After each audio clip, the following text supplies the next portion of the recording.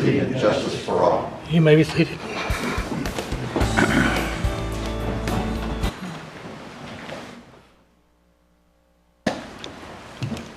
Would like, please join me in prayer. Gracious and kind Heavenly Father, we thank you for this day, this opportunity to come together in this nice, wonderful building we have here in Garner and meet and discuss important items and topics that affect our community. I ask that you be with the members of our staff, members of this council, members in the audience as we discuss these items. Lift up those to you, Father, who are sick, those who are recovering from illnesses, those who are facing long-term illnesses. Be with those who have lost loved ones recently. We ask a special prayer, Father, for those men and women who are representing our country in military installations across this world, trying to protect the freedoms of our country and the countries in which they are serving. We ask all these things in your Son's name. Amen. Okay, next is petitions and comments. At this time on the agenda, for anyone who wishes to address the council, I ask you to limit your comments to 3 minutes. You may go to the podium, state your name and address. Not on the agenda. Hearing no one, we'll go to the adoption of the agenda. Mayor, I move that we adopt the agenda. Second. The motion made, second to adopt the agenda. All in favor, vote by saying aye. Aye. All opposed. No presentations. Consent agenda. I move adoption of the consent agenda. Second. Motion made, second. All in favor, vote by saying aye. Aye. All opposed. We have 2 public hearings. I will open the public hearing. Ask for a report from the council.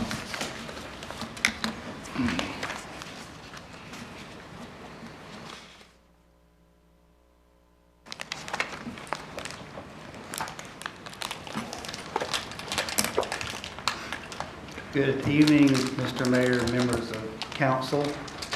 We are pleased tonight to present you with the final documents for the Garner Forward plans, which includes the comprehensive growth plan, which deals with future land use, and also the future transportation plan. And I will go over a brief overview going over the background of where we are today and what we've done up until this point. The project kicked off back in May 2016, and it's been about two years we have been working on this plan.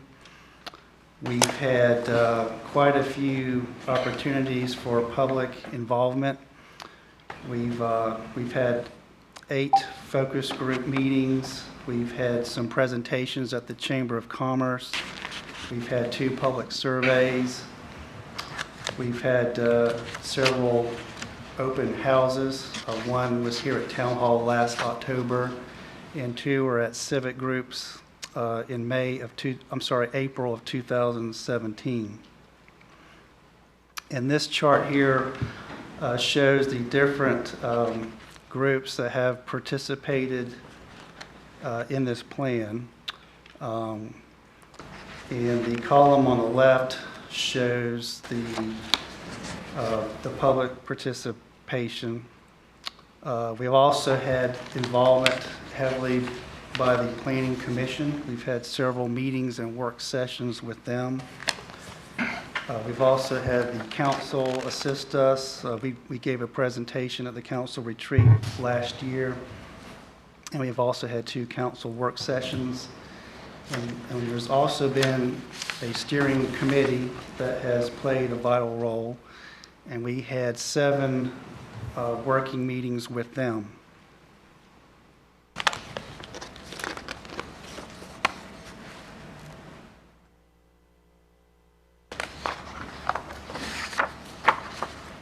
All right, I'm Scott Lane. I'm the consultant side project manager. It's been a pleasure working with several of you, all of you actually, and the staff, David included, as the client side project manager. It's been 2 years. A lot of this information you've seen, so I'll be relatively quick. and fly at a fairly high level tonight and let people speak their piece on the public hearing component. So the comprehensive plan, the left side of the graphic here, this slide shows the major deliverables that were going on, and the right side shows just a brief description of what we were trying to accomplish with the comp plan on this one. This is really a new plan that we heard. We definitely spent a lot of time, as David mentioned, talking to different people in different ways. We had, I believe, 8 focus groups right at the outset, surveys, steering committee meetings, 7 of those, workshops. We had 4 days of workshops for this plan. And we heard a lot of the themes here and many other things to help shape the recommendations. 5 topics. I'll go over this fairly quickly. Again, you've seen a lot of these. These are the things that are kind of high-level goals and objectives in housing, transportation, community character, recreation opportunities we felt were also very important based on what we heard, and commercial properties and lands and development. The land use map is certainly a premier component of most comprehensive plans. It certainly was of this one. I believe we stopped counting at around 10 different versions of this, edits to get to this point. It is always a moving target because every time something changes or modifies on the land use on the landscape, this will change. This is a major improvement, probably of anything that's in this plan over what you had that had a lot of big fuzzy planter circles, and now each parcel sort of has an identity of its own as well as growth areas and target areas.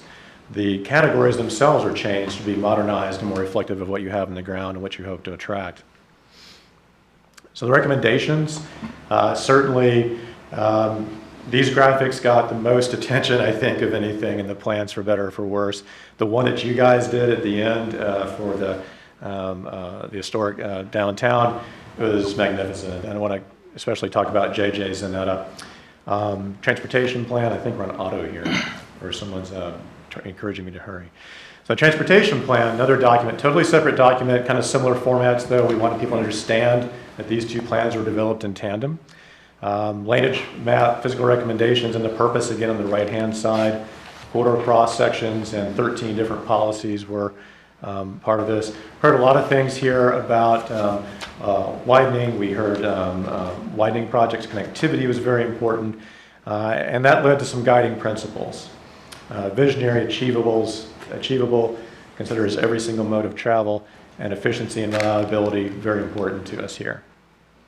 Connectivity improvements, the town has and will continue to certainly face challenges in terms of connectivity, both because of major roadways, periphery, and some stream and water features that are going on, but a lot of these connections that are shown here in the dashed lines will hopefully be built by private development. The laneage map, ultimately you want to tell developers what you want on the ground, and this is a tool that you can use to kind of help develop the ultimate cross sections over time. Pedestrian facilities, I think this was totally revamped. One of the things we noted that was a lot of action was done here in town was new sidewalks and things over the past few years. So we want to make sure we paid attention to biking and walking. Greenways, crucial. There are towns in this region that are really building a reputation for themselves around, believe it or not, greenways. And the town has beautiful parks and beautiful opportunities to connect neighborhoods to those and build new places for people to play and recreate. Transit, we could have an entire separate day spent on transit right now. In the old plan, transit was a gleam in that plan's eye. Obviously, with the passage of the bond referendum in 2016, the town and the town staff has done a great job in keeping track of that. And we reflected that up to the last possible minute in the transportation plan with loop collector services, as well as looking at BRT, including one of our opportunity sites. That was a very quick overview for a 2-year-long process.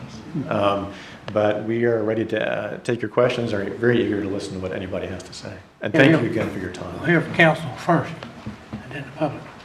Council members, start at the Thank you, Mr. Mayor. I think I can be pretty brief, but I want to thank Scott and his and Stantec for the good job they did, and for all the members who served on the committee. I know Mr. Kennedy and Mr. Singleton were our council representatives. I think they did a good job. As it relates to the comprehensive plan, you know, the word comprehensive just kind of jumps out at me. It is comprehensive, covers a lot of things, and I think it'll be a good document for us to look at down the road. I'm sure it'll come up, and I hope it will, at our next council retreat to look at it further. I'm always intrigued when I see new acronyms that I haven't heard of before. One that jumped out at me in this plan was OPAL, O-P-A-L, which I believe stands for Older Person Active Lifestyle. And You can relate to that? I hope I'm in, well, yeah. I guess I'm in that category. But at any rate, that was intriguing to me. And in particular, I like the part having to do with the 5 opportunity sites, which I think will be a nice challenge for us to look at these different sections of town and areas that any number of things can develop in those sites. That's pretty impressive. And I like the challenge at the end that relates to the idea of creating success, the importance of partnerships, and the very practical suggestion relating to strong public, private, and community relationships to make all these things happen. And so it's a very good plan. I don't have specific questions at this point, but I'm sure we'll in the future. And the only other thing I will say as relates to the transportation plan, again, the 3 key components that I took away from that are the elements where you looked at roadways and connectivity, and in particular pedestrians and bicycles. There's some stuff in that area that I think that our town really needs to seriously consider. Some of the older generation may not be as excited about some of the bicycle and pathways and stuff, but as I travel across the country, I see many towns our size and other size that are in the business of creating a bicycle space, and I think that's something we need to look at. And public transit system, of course, Garner stands, I think, to benefit as Wake County moves forward with that, and I'm excited about the possibilities there. So with that, I'll let others either comment or ask questions. Thank Other you. council members? Jackie? Ray? Well, when it comes to vote, I'm going to vote no on this, and I'll explain why. I'm for about 90% of it. But Scott makes an excellent point. The zoning classifications, clarifications they made on that map are wonderful, and that's great. It's so much easier to look at and understand. Like a lot of the concepts in the transportation plan, especially sidewalks. As I've said many times, we didn't draft a master sidewalk plan in 1999, and we're still trying to catch up with sidewalks. Yes, I'd love to see more greenways. However, they cost money. We dropped the greenway plan 10 or 12 years ago, and none of the greenway we built is tied to White Deer Park. Costs money. There's just some concepts I'm just not big on. I think the opportunity sites are intriguing. However, the only one we have any ownership of any land of is downtown. The other ones are all privately owned, and it's going to take a lot of money by somebody to buy it to develop those. I think the most intriguing one is if a bus stop out there at North-South Station and redevelopment of that area because of the impact it can have on with transit. I think that's very intriguing. Could really change that area. But again, it's going to cost somebody a lot of money. I think it's Go Triangle. The town, we just don't have the kind of funds to do that. And as I mentioned at one of our last couple of meetings, and it's nice to talk about all the transportation improvements, and they're good, but one reason we made some changes in this year's budget is we're woefully behind in repaving our own streets. And we've got to pay attention to our existing infrastructure before we get too terribly involved in some of the other infrastructure. DOT's had this open house on this 2020 through 29 plan. They talk about different roads, the widening, of course, a lot of comments around here about Highway 50. But to do 50 from Cleveland School Road to Timber was about $86 million projected right now. 43.9 from Rand Road to Timber and 42 from Cleveland Road to Rand Road. And that's about $86 million. And that's today's, it's projected. And that's in the plan to be done sometime after 2029. So that's a big kicker is the cost. So I like a lot of the concepts, but as I've stated many times, I'm not a complete street fan at all. I think it's a fad.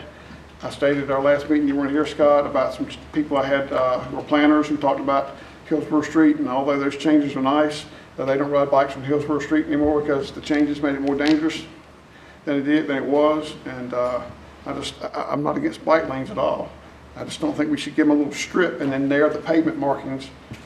I don't think we should take an existing lane and make it narrower and add a bike lane with distractions in driving at an all-time high. I just think we're just asking for trouble and putting cyclists in a dangerous way. That's just me. I would prefer every sidewalk was be 10 foot wide, let bikes ride on that, but that's just me. That costs money also. So all of it costs money.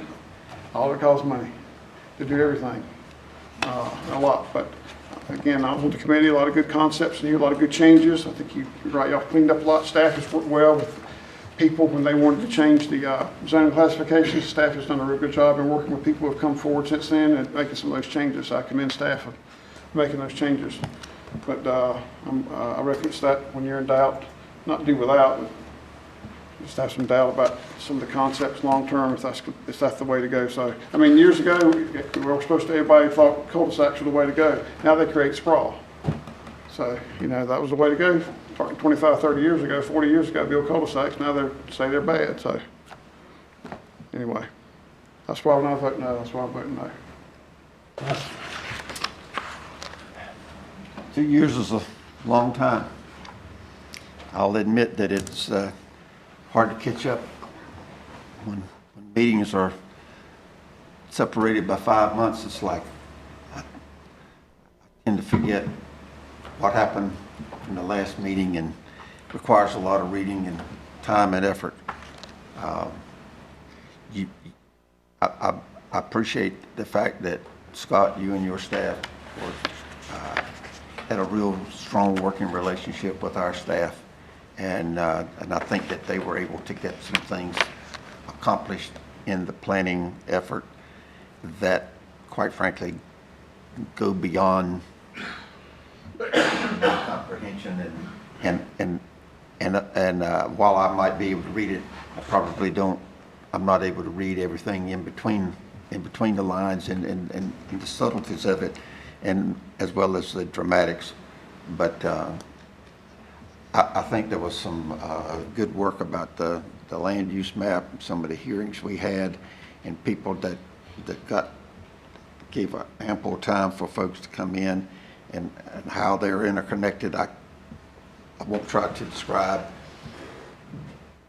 but there was a lot of community involvement, which was very important. Opportunity sites get me excited of what could be.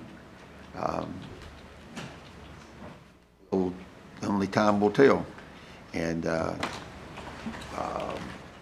the complete street, or if that's the right terminology, I'm glad it was not one that was cast in stone, that had to be just because it's in here and we accept this approve the report. Doesn't mean we're going to start planning that tomorrow, I hope. But it's an idea, and there'll be others that can articulate that to the public, and one day some of those things might happen. When you mention bike lanes, I'm afraid you just, all you've done then is identified my age. And because I don't think I'm going to be on a bike, and I get scared. Really, I get scared driving with folks. I get close to them with a bike, but that's an age thing, and it's not reflective of a population that will it's coming to Garner. Overall, I'll vote in favor of approving and accepting the report.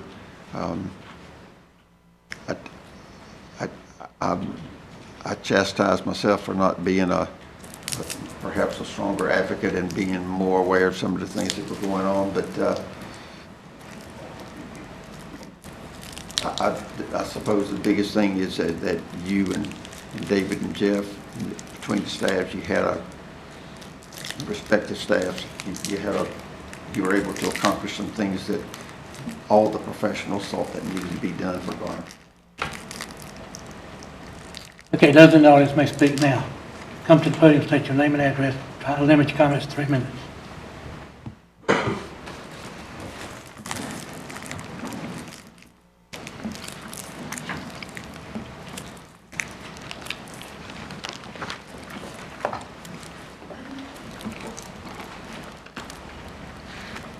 My name is Bill Morris.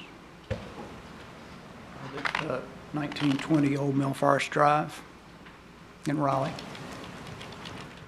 Mayor Williams and members of the Town Council, thank you for the opportunity to speak. As I said, my name is Bill Morris. I'm the principal of Morris and Associates, a manufacturer of industrial refrigeration systems and food processing equipment that has been in Garner since 1974, almost 44 years. We make a lot of chicken processing equipment, so I hope everybody had chicken for dinner. Over that time, we worked hard to be good citizens for the benefit of all, and in 2002, Morris and Associates also became an ESOP, or an employee stock-owned company, which means all of our employees share in company ownership. I'm grateful for the hard work of John Hodges and Jeff Triesenberg and the Garner Planning and Development staff for producing the impressive document before you this evening, the Garner Forward Transportation Plan. Transportation improvements are essential infrastructure for efficiency, effectively, and safely moving people within and throughout the rapidly expanding Garner community. I'm sure we all understand that implementation of this plan will result in notable socio-economic impacts and disruption both to neighborhoods and to the business community. In fact, earlier versions of the Campos Southeast Study Area Plan showed the extension of Jones Sausage Road, essentially rendering the Morris & Associates campus and manufacturing plant unusable, forcing us to relocate. Certainly, we hope in implementing this plan, impacts to existing business and especially major employers will be minimized. Those who know us understand Morris is committed to being good citizens and good neighbors. Since 2002, with hard work and by God's grace, Morris & Associates has grown and prospered. That God connection for us means we give 10% of net profits annually to God-centered community outreach, the majority of it local. In that 15 years, our total charitable donations have amounted to $4.6 million and counting. Morris has 141 employees and an annual payroll of $8.5 million, a lot of it spent in Garner. Since 2002, our total payroll has amounted to $116 million. Our company develops and produces all of its equipment in Garner, yet has a global sales footprint and many desirable and highly technical jobs, blue, gray, and white collar, 25 people in the engineering department alone, not counting senior management engineers. We utilize many local vendors and don't produce noise or smoke or effluent in our processes. As I said, we work to be good neighbors. I note in the guiding principle section on page 13 of the transportation plan, it states the following. The Garner Forward Transportation Plan considers users of all modes of transportation to produce a community that is more walking, bicycling, and public transit friendly than it is today. As an important guiding principle, I respectfully suggest the plan consider in implementation, expanding that principle to include a statement that says the plan shall also consider impacts to neighborhoods and the business community and especially major employers during its implementation. Also within the plan, the pedestrian recommendations and the bicycle recommendations include statements about implementation. As for instance, the case of bicycle recommendations, the plan refers to road diets as a tool to improve bikeways in the Garner community. The roadways and connectivities recommendations, however, do not speak to considerations during implementation.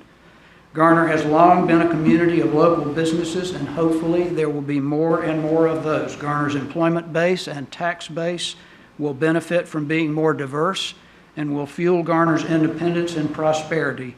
We are now certainly much more than a bedroom community to Raleigh. Much has changed in the last 15 years, but local businesses and key employers, including us, remain an important part of Garner's community character and context. In keeping with this coming growth in the roadways and connectivity recommendations, I encourage the inclusion of a statement regarding local businesses, specifically including two phrases, acknowledging local employers. This section would now read, a key component of roadways and connectivity implementation is the identification and acknowledgement of major local employers. The implementation strategy shall consider the effects of transportation improvements on travel safety and mobility, commerce, employment, and existing major employers, development patterns, and the visual appeal of Garner. I ask you to consider incorporating these modest but important revisions as the plan moves forward to implementation. Again, I do sincerely appreciate your consideration as you and we work and plan together to bring Garner's exciting future into reality. Thank you. Thank you, Mr. Moore. Anyone else?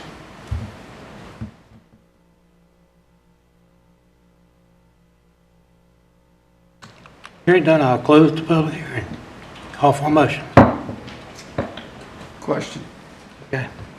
Mr. Morris, do you have a copy of your comments that you could leave with the staff? Yes, sir. We would appreciate that. Let me also make a couple of comments relative to what Mr. Morris said. Quite frankly, it'll probably be difficult just to stop the presses and put everything in the report that you would like. However, we also heard what you said, and particularly about respecting and the employers of the community as well as the residents. And there is activity that will go on in your area, that is for sure.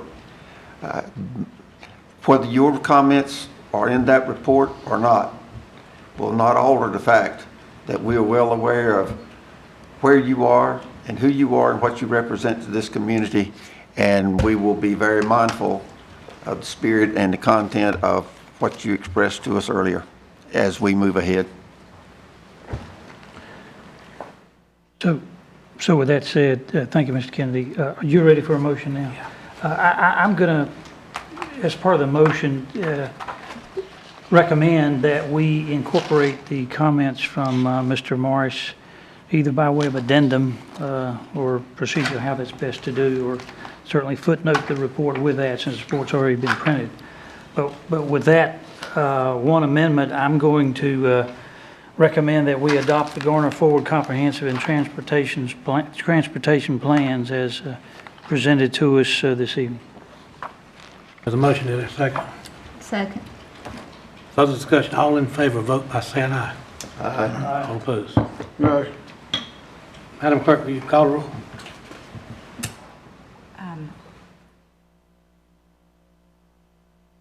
Aye. Behringer? Aye. Councilmember Johns? Councilmember, No. Councilmember Kennedy? Aye. Motion passes 4-1. And I appreciate Mr. Morris for adding Mr. Morris's comments in because they were very important. And it's important that they be added in because, as Mr. Kennedy said, we heard what Mr. Morris said, but the fact is that we may not be up here when some of this is implemented. So unless you have the comments in the plan, then others may not, know what was there. Unless they can go back and watch this tape in 5 or 6 years. I don't think it's that exciting to go back and watch, so just letting that know like it is. I appreciate you adding them in. Sure. These comments are worthy. Good. Next on the agenda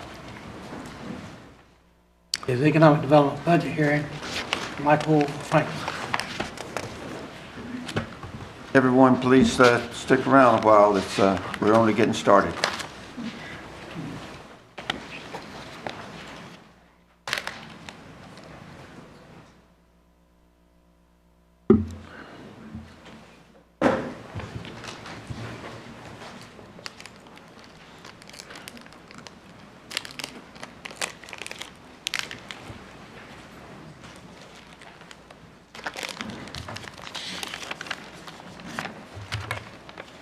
All right, good evening, members of council. Let me open the public here first. All right, good. All right, so I'm here to give a brief overview of the Economic Development Department's budget. I'll just be very brief and then take any comments. And obviously John and Joe are here as well if there's anything specific that you want to ask them. So just a couple of things that I would note. The right-hand column that's grayed in is the actual budget for this year. So the manager's recommended budget fully funds, meaning it covers all the requested increases that were included in the economic development budget. So it's as requested. And there are only minor increases from the adopted budget, and those are associated with compensation and offset partially by some contract services decreases. A company that was previously used is no longer in service, so that cost was no longer reflected. So the net impact was just a small increase in the overall cost of the economic development total. So with that, I'll take any questions, and I know Joe and John are also happy to take questions. Mr. Mayor, if I may, just to put it in context, might be good to start off with a brief introduction. The state law requires us to have a public hearing for the economic development budget. It's something that I think this is either the second or third year.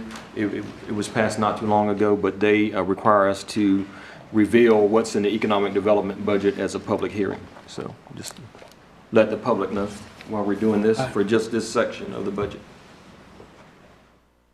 Let him have his say, we'll go there. Go ahead. You got anything else to add? I do not. Very good. Does anybody at this table have anything else to add? There's no action needed, this is just to receive comments. Hearing none, we'll move ahead. Mike Franks, recommended budget. All right, and now on to the fun stuff.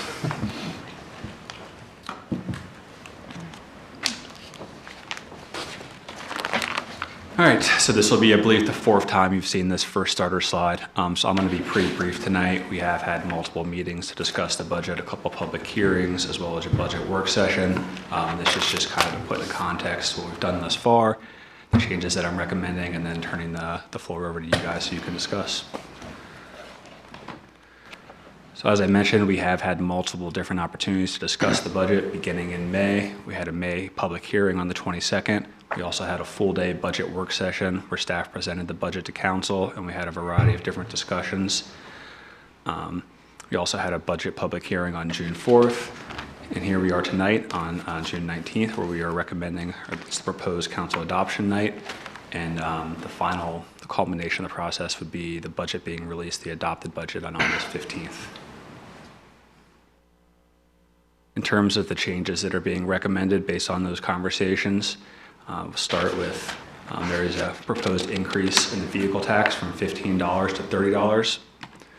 That increase would fund additional or provide additional revenue of $270,000 in FY 2018-2019, and we think that would be closer to $370,000 in future years. And that's basically because we'd only be collecting, I believe, 9 months of revenue, because some tax bills have already been sent out by Wake County. So with that $270,000, the recommended budget includes increased funding for resurfacing activities and also for funding a pavement condition study. In addition, the recommended budget, we have various adjustments that would reduce fund balance by $100,000. We would increase property tax and building permit fees based on up-to-date information on those revenue categories. We would eliminate funding for the Metro Mayors Coalition. We would reduce funding for debt service and fire, and that was again based on the actual results of a loan that they had to take out. So we were using a preliminary, just a plug number, and now we have the actual information from the loan, so it's not negatively impacting their budget, it's just reflecting the actual cost. We'd also reduce funding for a recreation superintendent. That position was initially funded for 12 months, and based on the current schedule for the rec center, we believe that we can push the position off from 12 to 11 months, generating a little bit of savings, and still have that position come in time so that they can make the decisions necessary to open up the rec center. And the final adjustment was providing an additional amount of money for training costs in legal services department.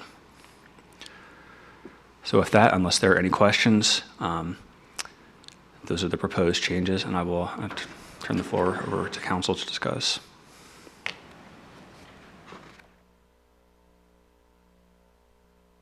Any more comments? Mike, on the last one, the additional funding for legal services, do I recall correctly that that's essentially an increase of somewhere in the range of $5,000, is that right? Or so? The increase was for $1,000, $1,000. And I believe there's a different member of staff that attends a conference at UNC, and it's covering the cost of that, and that individual does a lot of work for the town as well. And that's my recollection. Okay, thank you. Pretty minor amount. And you guys were provided a sheet that does have the full breakdown that includes the different costs. So the memorandum dated June 19th from the budget team has 2 different charts that break down the revenue cost or increases going up and down, and then also the expenditure adjustments as well, and provide the dollar amounts. Anyone else, anything to say? I think I need a motion to adopt the budget ordinance 2018. 3916. Would like to have any discussion of it? Here you can. On council? Go ahead. Not only that, but are we going to hear from any public Already comments? had the public hearing on it. We'll give them a chance. Okay, then, We've had the public. is there a public yes, we hearing? have, but he wants it again. had a public hearing on the budget Okay. already, but Okay, very good. I didn't know if we have a chance to, if anybody from the public wanted to comment, but you're right, we've already had the public hearing.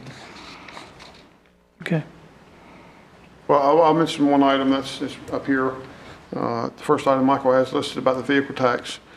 Again, we talked about this at our last meeting, is the reason we're doing this is because the dramatic increase is costing for repair, for asphalt repair and resurfacing. We had in our budget this year $475,000. The engineer's estimates, our own engineer estimates, were $538,000 for the repair, so we were under there. And then the bids came in, and the bid was $694,000. So we were $219,000 off, almost a third. And the costs they're not going to get, it might have been an anomaly this year, but it's not going to come down much. Other towns are in the same boat we are. We're going to resurface 1.5 miles of streets this year. We got 99 miles of streets in town. At that pace, it's going to take us 66 years to repave all the roads in Garner. That's not going to work. So we have got to try to resurface 4 to 5% of our streets every year to give it a 20 to 25 year life cycle. Because some of these streets last 30 years. Mine's getting redone. This is on this plan this year. The cul-de-sac I'm on is 34 years old since the original paving. Then we got another one that was just approved 20 years ago that's being resurfaced. The cul-de-sac beside me got done about 4 years ago. It was 30 some odd years old when it got done. So we couldn't do all the streets, so we can't do that. And we've got to increase the revenue and dedicate it. So staff said we definitely needed a new pavement condition study. That'll be done. Got a new software program, and we're going to have to, again, strive to resurface and repair. The cost of repairs is one of the big increases. And when you go out and dig the pothole up, you just don't patch it and it pop right back up. You go out and actually redo it and help the structure of the concrete and the subsurface below it. So that's why we have got to go up. And that's what I mentioned earlier about the transportation plan. That's got a lot of great things in it, but we got to take care of the roads we got. That's a priority. We don't need, the state, drive up here and down Aversboro Road, and go by Aversboro Church, there's several potholes. And Aversboro Road is in there to get resurfaced again. And that's a state road. We got lots of town streets that need resurfacing, and that's why we're increasing the vehicle tax. And that money is going to be dedicated to resurfacing and repair activities of town streets. That's what it's going for. It's not going into the general fund, it's going to that. This year, there's one chunk of it in the general fund, which is already in the budget, and it's starting in 2019 on, 2019-2020, all that money that's raised from the vehicle tax is all going to Garner streets, repair and resurface. We've got a budget close to $1 million a year, but we're not going to, we're just not going to be there, because at 694, that was on a little over 2 miles, and we're trying to do 4 or 5 miles a year. So we got to do $1 million or more in resurfacing, and we're not the only town. If you read what other towns are doing, they're in the same boat. So we have to keep these existing streets repaired correctly. That's what citizens expect. Okay, y'all refresh my memory. Did we vote on the ordinance? Haven't had a motion yet, Mr. Mayor. I'm waiting on it. Do we need a motion on the floor and then further discussion? We'll do it that way, yes.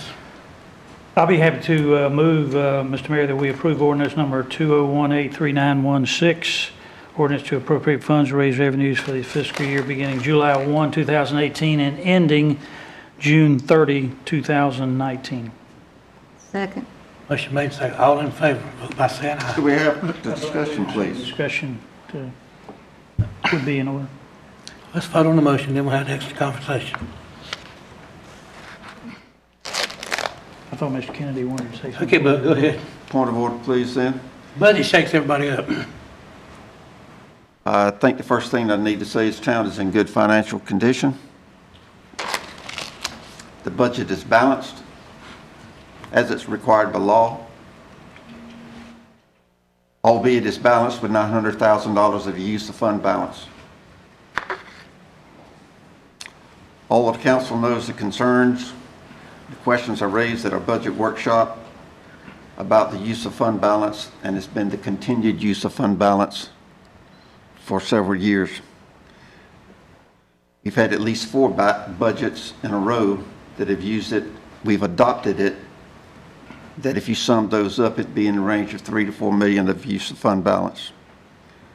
However, in final analysis, by the end of each of those fiscal years, revenues were significant enough to over what was projected that staff tells us we did not actually have to use the fund balance that we had put in had approved in the original budget.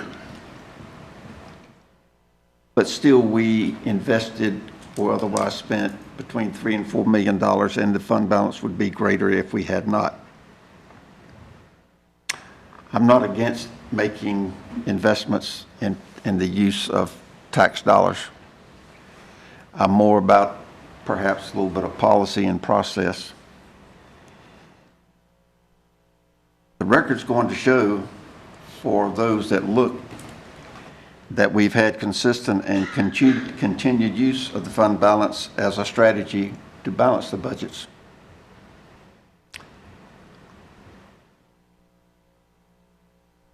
And I'll repeat that we are, even though we have done that, we still have plenty of dollars in the bank. What does concern me is the potential impact on our bond rating. When the rating agencies review approved budgets as opposed to the final, to your audit, I'm wondering how they will view us using fund balance to balance our budget every year for several years. I think we need to have a discussion, not tonight, but sometime between now and the end of December, on how the budget is presented, and that is presented to us for discussion and ultimate adoption. It is easy to present a budget when you got a $900,000 bag of money to put on the table. And the eyes can be throwing darts at me, and that's all right. So if we're presented with a budget, balanced as it may be with fund balance, we have three options. We can accept it. We can reject the use of fund balance, or we can raise taxes and or fees sufficient to eliminate the use of fund balance. Or we can reduce or otherwise, we can reduce or eliminate certain expenditures to make it a balanced budget. Although we had a 3/4 of a day of discussion and presentation on the budget, this year there was just not a lot of appetite about doing anything other than using the fund balance. Using fund balance is the easiest way. And if that's what council wants to do on a continuing basis, so be it. I do not believe it is good policy, particularly several years in a row. Therefore, I'm voting against this budget. Thank you, Mayor. Could I ask for, maybe I misheard or maybe I'm misunderstanding, but I thought I heard you say that we're using 900,000? It was 997,000, but on the adjustments, they're reducing the use of fund balance by $100,000. Okay. And all of the items that were cited making up that figure are worthy items. We're trying to get on a cash basis on replacing vehicles. There's this replacement of equipment that is sorely needed must be done for the fire department. There's a major software and hardware and software improvements needed for development services. So it's not so much that I'm against things that we need to do. It's how we get there. We just, as I said, and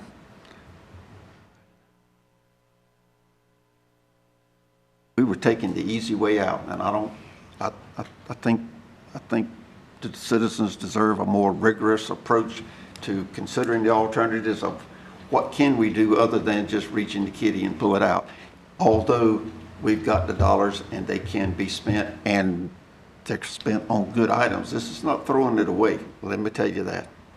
So, but it's I don't think it's a red herring to throw out the issue of how bond rating agencies are going to look at the use of fund balance. We've been very fortunate in our bond sales thus far. We've had an improved bond rating, and we want to maintain it. Perhaps that needs to be a part of the discussion sometime, what the professionals tell us. But the budget's going to pass. I just think this is one last attempt to alert us of the importance of how we go through the budget process and do the hard work that's required to have a balanced budget and utilize in the best way. And this may be the best way. This is just one person's opinion, and I've been reminded of that I'm only one, and that's fine. But the one will speak. I've said it plenty, Mayor. Madam Clerk, will you read any motion that's on the floor? We have a motion to approve the, Voted on. right now. They hadn't voted. We haven't I don't think we No, they haven't voted voted on yet. it. Yeah, we're still Yeah, they held discussing up it, I their- believe. Motion and second. Good eye. Call. Excuse me, go ahead, Ken. Well, a couple of things. I hear Mr. Kennedy's concerns, and I have a lot of respect for him, and I think I know where he's coming from, even though he and I don't agree on the ultimate passage of this budget, I'm sure. But I think it's proper to note that the town's current credit rating is it, what is it, Mr. Town Manager? Double A. Is it? It's AA1? Is that correct? Yeah, AA1, yeah. Which is considered, In the, AA2. There's two different ratings, yeah, so AA2 in Moody's. okay. And again, I since I don't have the exact figures in front of me, is it reasonable to at least note that all towns and municipalities are required to keep a certain amount of funds in reserve? Is it 8%? Or I've forgotten what it is. But at any rate, I know the town of Garner has far exceeded that. And can you cite for us essentially what our current reserve percentage is? The undesignated fund balance right now is $18 million. Okay. As a percentage, that's 55,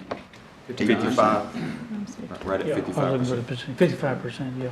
So, at any rate, I hear Mr. Kennedy's concerns. I think the staff has laid out valid reasons for what they're doing as relates to the fund balance. I will vote to approve it. No other question, I call for the question. I mean, if there are no other comments. Okay.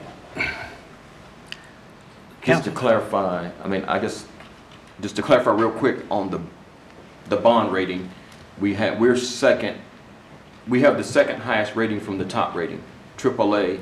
The next highest would be a AAA. So we're one down below that.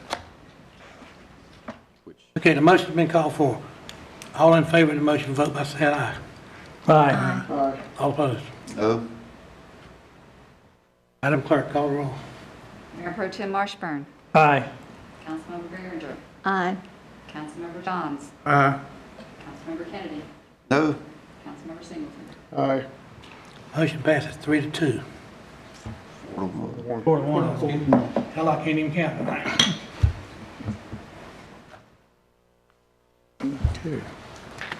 Okay, next is the Water Even Church Ackerman Intersection. Pat Patel, excuse me.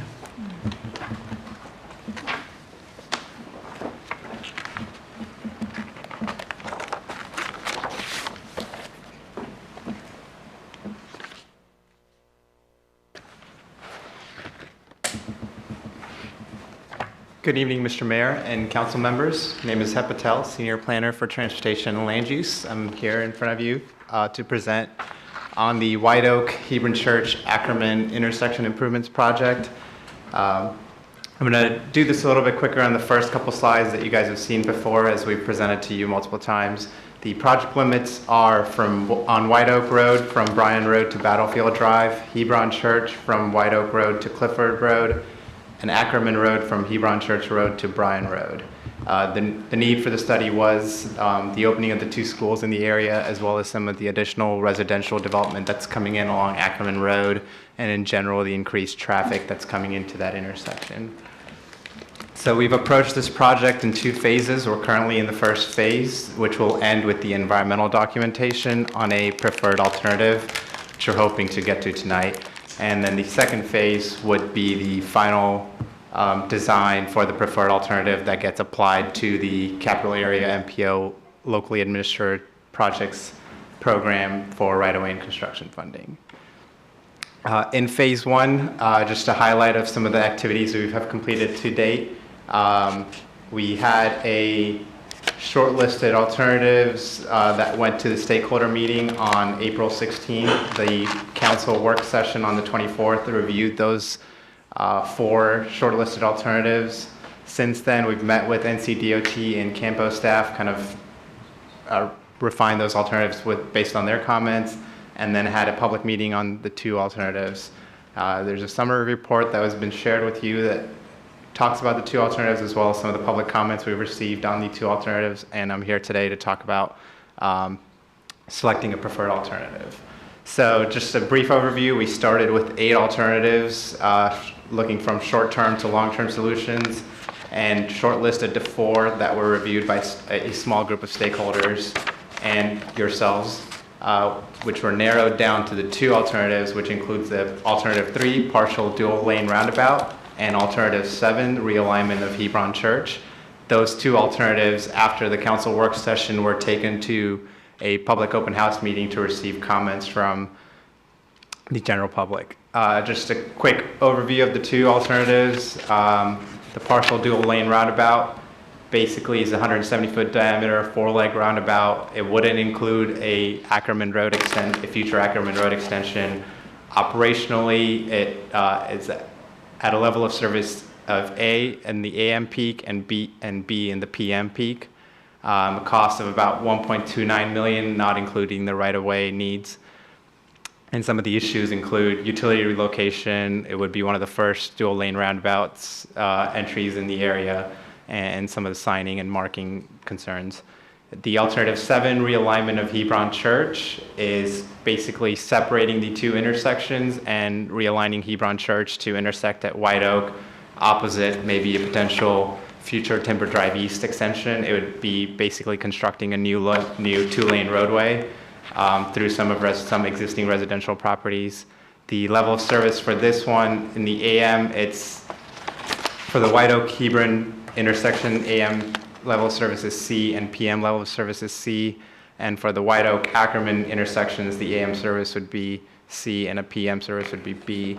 Just one thing to mention on this project, or for this alternative, it could be completed in 2 phases, where the realignment of Hebron Church happens first, and then the intersection improvements that you see in the north of this picture on Ackerman happen later on, whenever future development needs kind of dictate that. So the cost estimate that you see here has been slightly refined from what was presented to you in the memo. $1.97 million is the cost estimate for the first phase, which would be just the realignment of Hebron Church. And that, again, does not include right-of-way impacts to the 9 properties and the 1 structure take. So the public comment summary, we had about 48 participants that came to the public open house meeting, which included 31 completed surveys, and 94% of the completed surveys indicated that they strongly agreed or agreed that this intersection needed some kind of improvements. And breaking that down further, 55% reacted favorably, so 55% either strongly agreed or agreed with alternative 3, the partial dual lane roundabout, and 40% reacted favorably to alternative 7, which was the realignment of Hebron Church. I'm going to quickly go over a few benefits and concerns, and then these will lead into the council discussion points that I have. So the benefits for alternative 3 is the significant operational improvements that it provides and a lower cost compared to the other alternative. Some of the concerns for the partial dual lane roundabout include the utility relocation, as well as having the first dual lane roundabout in the area and some of the educational learning components to that, as well as potential reimbursement to Campo through the LAP program if and when White Oak is widened to a 4-lane facility. And then for alternative 7, there is still some operational improvements from the existing conditions. It would help set the intersection for a future Timber Drive East extension for it to come back into White Oak, and there wouldn't be any potential reimbursement to Campo LAP for the White Oak widening. And concerns include the higher costs as well as some of the right-of-way property impacts that would be required and trying to fit that into one Campo LAP cycle for a project. So as I mentioned, some of the discussion points, the first one is looking at long-term solution for Timber Drive East extension and where that comes back into White Oak. Alternative 7 would allow us to set this location, and alternative 3 would let future development actually dictate where that intersection happens. The potential right-of-way impacts and cost estimates, alternative 3 has lower right-of-way impact and cost estimates than alternative 7. In terms of the implications for White Oak widening to 4-lane facility, so the Campo MTP 2045 plan has identified White Oak widening to 4 lanes in the horizon year of 2035. And again, this is just a planning document, so there is potential for change there. But we would like for you to consider alternative 3, if White Oak is widened to a 4-lane facility, it would require some reconfiguration of that partial dual lane roundabout to accommodate a second southbound lane going down onto White Oak. And alternative 7 connects or is more consistent with the future typical section of a 4-lane White Oak, so there wouldn't be any reimbursements related to that. And then the last discussion point is a public support for alternative 3 was slightly higher than the alternative 7. And I'm here for any questions or comments, as well as our consultant, Arcadis, the project manager is here as well. But you need the council to select a preferred. Yes, we do need the council to determine a preferred alternative today. Okay, council. Question? Good. Het, would you review for us and just on the level of service of 3 versus 7? Let's just isolate that for a second. Yes, so the level of service for 3 in the AM peak is A, and the level of service in the PM peak is B. And for alternative 7, the level of service in the AM for White Oak and Hebron intersection is C for both AM and PM. And for White Oak and Ackerman extension or intersection, it would be C in the AM and B in the PM. And they're currently at D, correct? Right, currently they are operating at much worse. Okay, now let's compare the cost estimates that are there today versus the cost estimates from 6 weeks ago. Because it seems like that they've gotten a lot closer together. One has risen and one has dropped significantly. Can you tell us what's going on there? Yes, so the cost estimate for alternative 3 went up based on some of the additional refinement that we've incorporated into the design, as well as the right-of-way identified to accommodate a southbound lane, as well as just looking at other dual lane roundabouts in the area. We added some contingency costs to alternative 3 that have increased that cost estimate. And then alternative C, as I mentioned, the 1.97, which just came down from, I think it was 2.3 before. It's lower because it's only showing you the first phase. It's only showing you improvements for Hebron Church coming into White Oak. It's not showing the northern improvements right there. So it's showing the first phase of what could be done and creating a better apples to apples comparison of the intersection improvements. But you're $1 million+ short of doing the ultimate goal there, or maybe half the cost of what it is. So, I mean, to me, this is just a simple decision. Why would we spend all the money and time and effort to raise the level of service from D to C when we can raise it from D to A? I mean, to me, it's not even a hard decision. You know, the impact about paying them back for widening White Oak, let's be honest. I just talked about Highway 50 tonight. I mean, that's not in the plans for 2029. If we don't, if they widen White Oak before they do 50, they'll ride on Town Hall and on the DOT building. The residents will. Let's be honest. I mean, we're not going to see that in a long time. We can't make a decision that something may happen in 20 or 25 years when the issue of if the traffic is today. I mean, just look at the last 4 or 5 years, the impact that it's had in that area. White Oak Road has been steadily traveled, but the schools have added, of course, additional traffic in the subdivisions. So, I mean, to me, this is not even a hard decision. If you can go to all that effort and just go from level D to level C, I mean, why even do it? You know, if you're not going to improve it to level A, and I know there's talk about it's the first double lane roundabout. Well, heck, if they do the 70 alternative or we do the free flow movement, that'll be the first one of those in the area. I mean, this is the way of the future, folks. This is the way it's to drive. I explained it to my father, who's 79. I said, this is not being designed for you. This is being designed for your grandkids, and you'll figure it out. You know, it's just, the roundabouts are common all over, not in a lot of the world, but other parts of the country, and we're going to see more and more of them. I mean, correct me if I'm not wrong, Ed, on this particular type of roundabout, didn't they say there's a couple of them being considered in 2 other parts of the state, a couple other parts of the state, down in Charlotte or Statesville? I'm not sure about that. That's the free flow traffic, I'm sorry, that's what they're doing, the free flow. We've got this, I'm familiar with it, in 2 places back to back in Charlotte right now. Okay. I drive on them every time we go see our children. So, I mean, it's just, I mean, I think the concerns I hear from citizens are the level of service and to back up the traffic.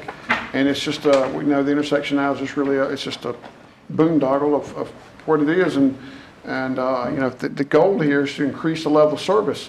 Yeah, White Oak might be wide one day, but Hebron Church Road might be extended out to 50 long before that. And that'll take a lot of traffic off. I mean, I think that's not even considered or mentioned. So not Hebron Church Road. I'm sorry, Ackerman Road. Right. Thank you, Ackerman Road. May happen. I think the Timber Drive extension, we all agree, may be all driven by development. We don't know, but to me, it's just yeah. There's significant utility relocation. They got to learn to dual entry roundabout, but so do we. Whether it's teenagers or so it's me, and I'm 55. I still got to learn how to drive around it. Everybody will have to learn, but we have to do the same on the free-flowing intersection if that's done at Timber and 70. So, I mean, it's just a way of making transportation easier and a more common practice in other parts of the world. So, I just think that that's one of the goals is to increase the level of service for everyone, whether they're going to the school or coming from south in Johnston County driving up White Oak Road or going to White Oak Shopping Center or whatever, and increase the residents who live out there to make it a more free-flowing intersection. Could I continue on for a minute or two? I think you noted on alternate 7 the number of properties that would be involved, will be, impacted. In that triangle that's created, would the residents in that triangle, are we anticipating purchasing their property and displacing them, or would they be allowed to live there? And how easy is it going to be for them to get in and out? So that part of the conversations have not happened with NCDOT yet. That would be if you were to select this alternative and go through with the final design, you would get to a point where you're talking to each property owner and figuring out, for the most properties identified that are impacted, there isn't any structure takes. The only structure take is a shed, which doesn't have any, it didn't have a building value or heated square footage. It's a storage shed. So driveway access is most likely would have to be talked through with NCDOT and figured out, but there aren't any direct structure takes that would maybe require relocation. But again, I think that conversation would depend between NCDOT as well as the property owners. I think the last time we looked at this, we also had a comparison of the acreage that we would have to purchase in one of them versus another one, and there was something like 7 acres in one and less than 1 acre in alternate 3. It's actually 0.6 acres in alternative 3 and then 0.97, I think, in alternative 7. We also run the risk of adverse condemnation, and we under alternate 7 and run the risk of having to purchase those. Yes, there is additional right-of-way that might not have been picked up directly by those impacts, and based on what? Cost of land included in these 2 estimates. No, the cost of right-of-way has not been included in either alternative. I think we're getting a good differentiation between the 2 alternatives then. It seems pretty clear which is the most beneficial alternative. Lots been said and lots been explained, but it's pretty clear. Yeah, I tend to agree with Mr. Singleton's explanation here. I think we've had good success. I realize it's I guess a single lane roundabout that was created out here at Vandora and Buffalo Road. Some questions about how people would adapt to that, but it's certainly a safer and an easier flow through there. And probably we've all driven through dual lanes. You can adapt to those pretty quickly. So for a variety of reasons, the cost being one, and I think the improved service level there, I would certainly opt for the roundabout alternative. One issue is concerned, and what Mr. Morris touched on, existing businesses. The one thing that concerns me is when you go north and you're changing, the converging the lanes overhead. If you got the bigger version of that, a little bit bigger, or I mean, I can see more of a. I can pull up a bigger graphic. I mean, you got so much trouble. I just want to share my point and show it to everybody.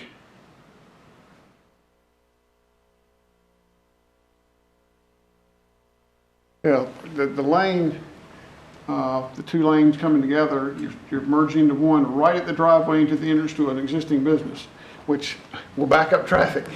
So I would hope we would consider and look at making that lane a little bit longer. I think somebody mentioned in comments, a couple of you mentioned in comments that you need a left turn lane into a business.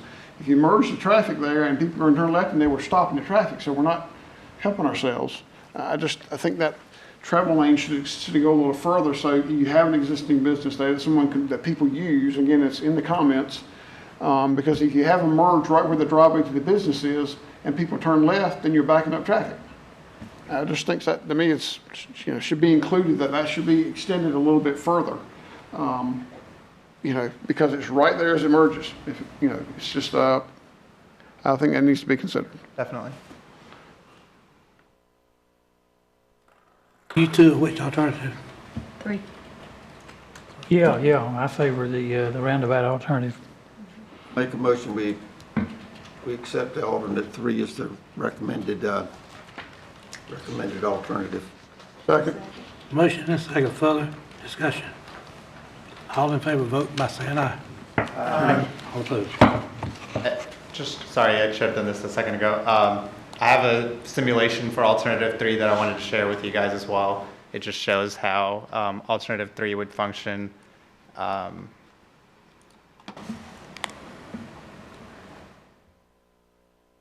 you can see, the northbound lane for White Oak is, it goes directly without actually having to enter into the roundabout. And as you're coming from Ackerman, you could either go that way or come out this way. I guess you don't guarantee that traffic will actually move that smoothly as depicted on the video here. I cannot guarantee that. That roundabout, I think, we asked this question earlier, was big enough, like when there's a dump truck with trucks and buses, it's made, and if they ride up on the side, it's concrete, where they ride up on the side, it takes care of that. We saw, my son in that, saw one of those in Tarboro last week, and he was driving me around. Where that came up, he asked me the question. He said, "How come the trucks hit the side?" I said, "It's designed like that. See how flush it is." He was asking me why it was designed so tight, and I told him that's how roundabouts were made, so they could ride up on it. I said, I even had to explain to him how fire trucks, in some cases, could ride right across it if they needed to cut through traffic. Anyway, it's a good education point, and I just want to make sure. I knew that. I think we'd already asked that question before. Definitely. Thanks for the information. Thank you. Good stuff. simulation. Okay, next is the Community Development Block Grant amended. Jeff Trinenberg.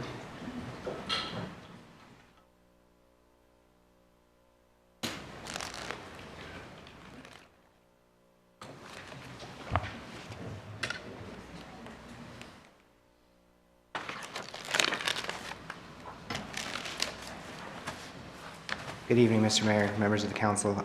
Just real briefly tonight, just wanted to see if you had any questions on the CDBG agreement. On the advice of the attorneys at Wake County, it's been quite a number of years since the original agreement was put into place. As an urban county, each of the jurisdictions in Wake County are entitled to receive CDBG and HUD funds.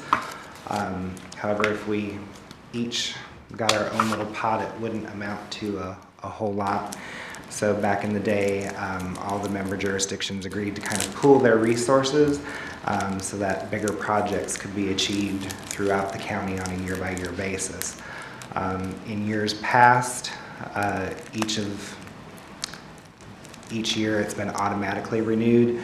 The town of Holly Springs for a number of years has not participated, but they have come back to the table and would like to pool their money in as well. So now I believe almost every jurisdiction except for Raleigh and Cary, which operate their own CDBG programs, will be part of this county program. So Wake County has asked us to go ahead and just reauthorize the agreement. And if you have any questions, I'll do my best to try to answer. Move to approve the Wake County amended CDBG cooperative agreement. Second. Motion and second. All in favor, vote by saying aye. Aye. All opposed.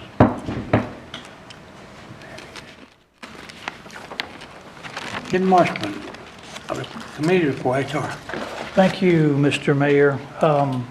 As council can see on the agenda form, Mr. Johns and I comprise the HR committee, and we've met at least a couple of times, interviewed for several of these. And I should also note that generally by sort of a standing rule, persons who have served and desire to be reappointed and are eligible to do that, generally speaking, they are asked to serve an additional term. So you'll note on here that was true in several of these areas here.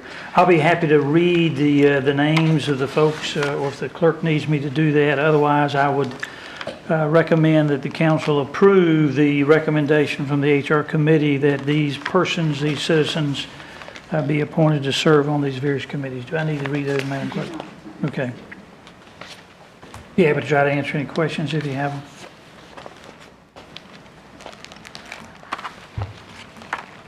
If there are no questions, I put that in the form of a motion, Mr. Mayor. Motion made and second. All in favor, vote by saying aye. Aye. All opposed. Thank you again. Now we have committee reports. Manager reports. Mr. Mayor, Town Council, you have in front of you the Garner info report in yellow. So if you have any questions about that. Also, in your agenda packet, you have the building and permit report that shows the construction activity over the last month or so. And then also a finance report that shows kind of a year-to-date of where we are with the budget. And I was going to mention a rec center tour, but we are going to reschedule that in light of the heat and some schedule conflicts. So we'll get back with you on when be a more appropriate time to do that. And other than that, I don't have anything else. Mr. Attorney, do you have anything? Not. Closed session. We've got a closed session. Is that not tonight? There is nothing for closed session. Good. The closed session would be under General Statute 143-318-11A4 to discuss economic development. So at the end of this, the recommendation would just be to announce that and go into the closed session. That's where we are. Okay. Let's go into closed session. We'll have council reports first, maybe. Well, okay, let's start with you, Ken. I don't know if this is the best place to mention it, but I'm wondering if anybody can tell me what is happening at the, I think it's called the North Point, that formerly had a previous name, the rest home out on Davisboro Road. The building is abandoned. It looks like it's being vandalized if you go on site, as I did very recently, and there are mattresses sitting out in the front entrance and an old couch. And when I passed by there or walked by there on Sunday, I'm pretty sure there was an individual who is not a resident there that seems to have taken up residence there, was there in an agitated state. But anyway, it's I've had a couple of citizens to express concerns about that. So I'm wondering if whoever owns the property now, if we can contact them to ask them what their intentions are to do with this building. I mean, you can go by there, the windows are broken out, and so forth. Yeah, I'm gonna turn that over. I think Mr. Triesenberg has some information about that property.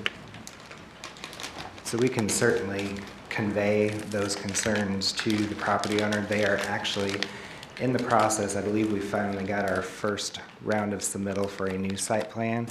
That facility was closed some months ago. It was having, I think, some regulatory issues. And so the owners of the property are going to be completely demolishing the existing structure and coming back with a new site plan for a multi-story facility that will be brand new. But we do have contact, at least I do, our department, with the site designers, so we can try to get in touch with the actual property owners, and we'll work with the code compliance folks to try and get that addressed. Thank you, Jeff. Yeah, it would be helpful if, it seems to me, if somebody could either put up a security fence or something there to keep others out who probably shouldn't be there, and get rid of some of the old trash and stuff that's there, but maybe if they're going to do something pretty soon, that's not necessary. They have an active demolition permit right now. They are in the process of demolishing the building. They've been in there removing the roofs. Prior to issuing the demolition permit, they allowed Garner Fire and Rescue to do training on the full building, and that's where some of the openings have come. Mr. Singleton had brought to the attention that they had quit mowing.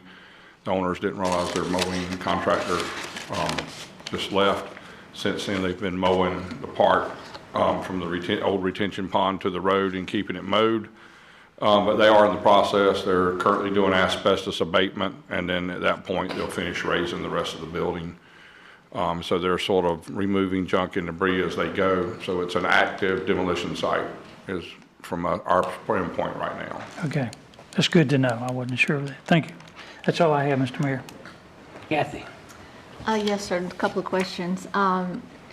What have we, or are we hearing anything about Google Fiber? I know they have withdrawn their permit for the hut, but this time last year, we're getting complaints about them disturbing water lines and so forth, and then suddenly nothing. So do we know anything about their future plans?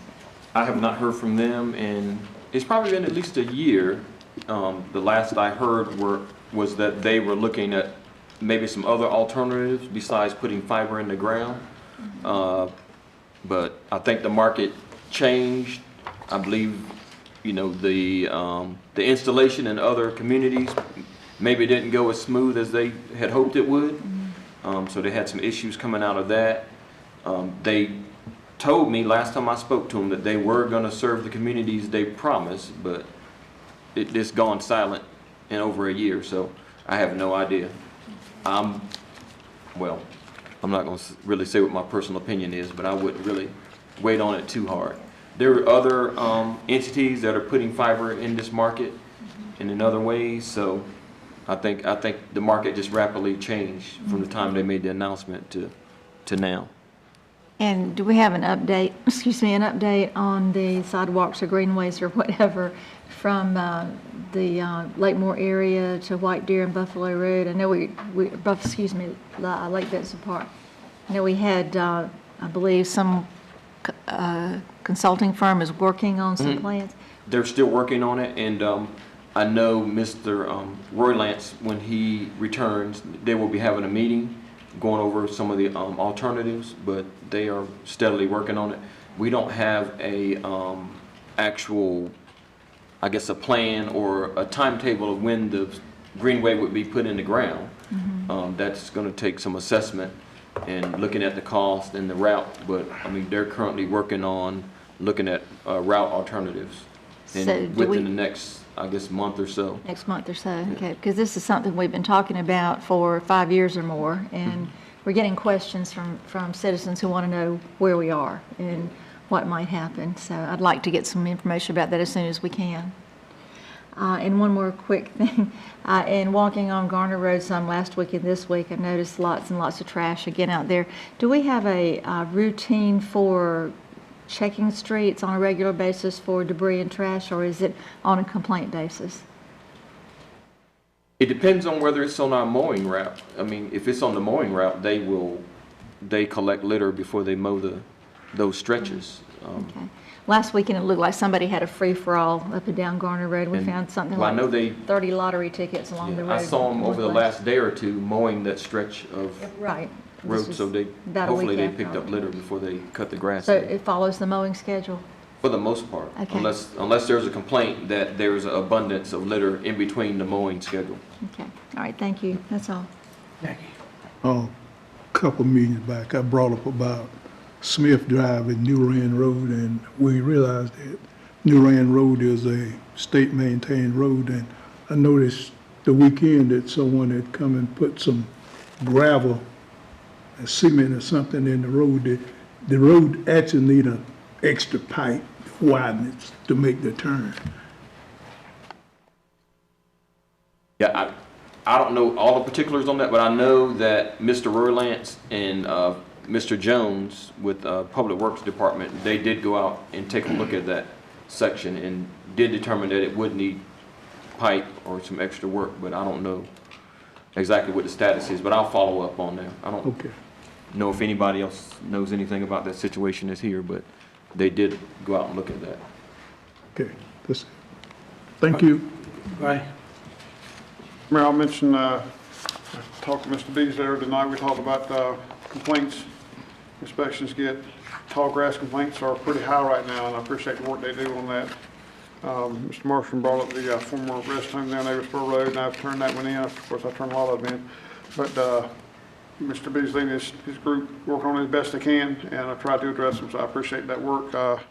Even though it's 98 or 99 or whatever it was today, and the grass is hot and dry, that rain we got, it just kicks it right up. So I appreciate the work they do. That's not a fun thing to do, and some people have reasons they can't do the yards, and some people don't. So I appreciate the work they do. That's all. Buck. John, you know if any benchmarking on the Rohrball Bridge has been accomplished to see if we're in the groove of checking elevations? People continue to ask me that from time to time. I know we brought this up, and we asked engineering maybe 6 months ago to do that. If you could just check on that sometime. They did complete a series of measurements. I don't know where it went once that was completed, but that work was done. Mr. Chalk is out today.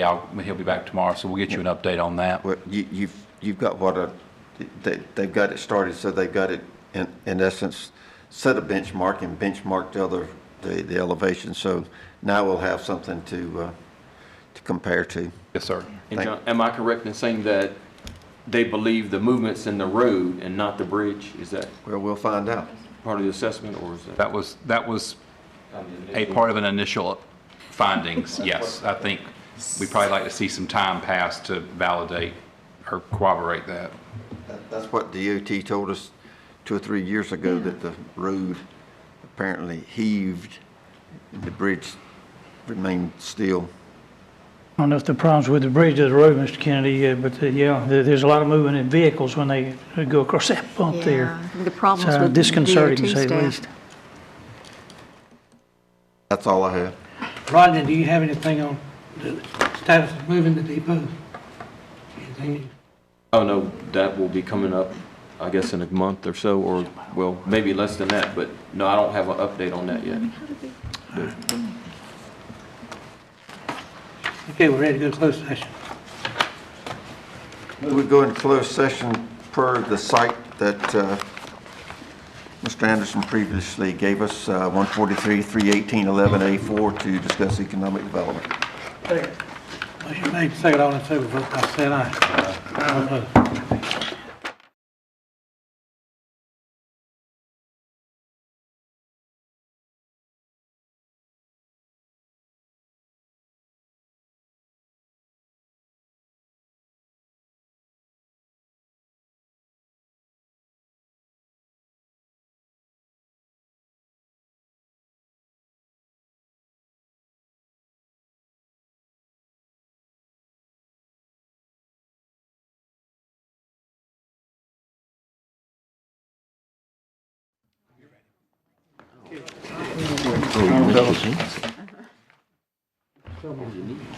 Council met in closed session to discuss potential economic development and took no action.